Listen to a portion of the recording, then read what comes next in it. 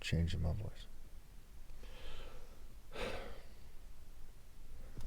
Okay, remember that they're fuming me and poisoning me and changing my voice. So when I went to Westcliff, I interviewed people over the course of 3 different trips. The first trip, if I'm not mistaken, was with an old lady who I interviewed. It was the first person I interviewed in person in Santa Cruz for my videos. And in the second trip, there was a gentleman who was a Jehovah's Witness, and someone else had come up during the discussion. Now, that gentleman was someone who looked similar to one of these suspects, these arson suspects in Southern California. Today, there's actually smoke in the hills right here. I don't know why that is. I live quite a bit away from Southern California, where the fires are over there, Altadena, Palisades, what have you. Now, today, when I was going over YouTube, as I usually do, here comes one of the suspects. I mean, not suspects, excuse me, the hostages. The hostages was released today, one of the first 3.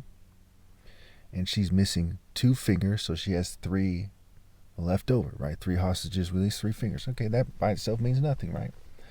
But then in one of the pictures that they showed that I came across, it shows her in one picture in a black hoodie, and I always wear a hooded sweatshirt. People who work in the stores in Morgan Hill and a lot of the stores, they know me for always wearing the same thing. It's a long story why that is. And so she's wearing a green hooded sweater, or green, and the other one is a black sweater. And this female I interviewed on the last trip, one of 2 people, okay, on different days.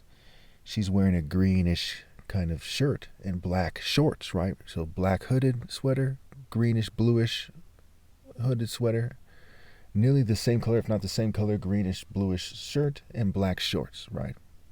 And she looks nearly identical to this female who 2 of her fingers were cut off, leaving her pinky, her pointer, and her thumb. And she's making the kind of Cornish salute, the satanic salute. And of course, my videos are about Christianity. They're about religion, about monotheism. My interviews had everything to do with religion.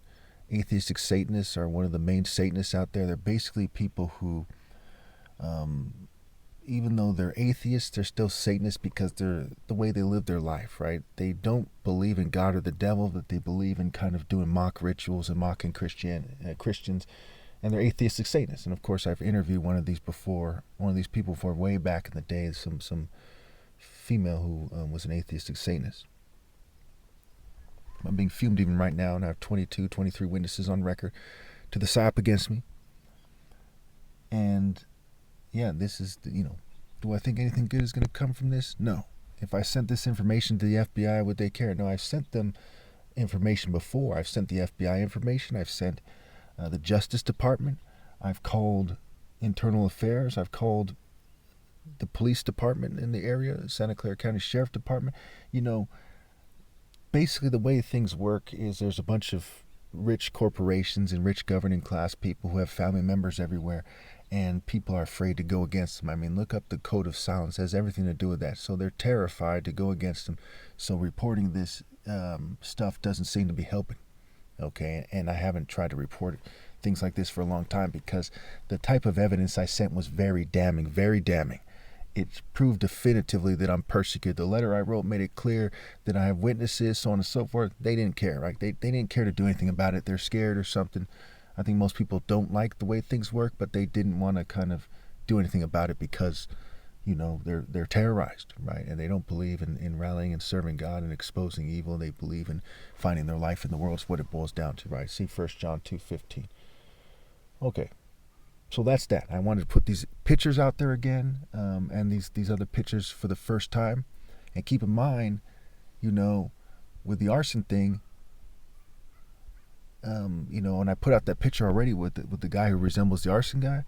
Okay, I had no idea that this was going to happen, and these people were going to resemble, or this lady was going to resemble the female who I interviewed in Westcliff on that day. Now my brain is like, I'm having trouble thinking right now. I'm being fumed so heavily, And it doesn't help that there's some kind of smoke in the air too. But, I get fumed every single day, every day. And I told them that too. I've told it in my videos. I talked about it. I said, if they have someone ride along with me at times, they're going to see I get fumed every day. I get fumed. All three of those rental cars that I had. Okay, one was like a Dodge Hornet, one was a Mustang, and one was like a Nissan Altima. All three of those vehicles, I'm fumed. My father's car is fumed. My old car, my old Mitsubishi Eclipse is fumed. I'm fumed in like every car. I get fumed in stores. I get fumed outside, what have you. And I'm sure other people have noticed it, but they, again, America is like a cult nation at this time. And cults are terrorizing people, and gang stalking is basically the culmination of countless corporations and cults and intelligence agencies, what have you, collaborating to reinforce the existing social orders and to have a kind of sexual cult society like Rome. And it's not a coincidence that one of the main secret societies on the planet, perhaps the most powerful known secret society on the planet, is the Club of Rome.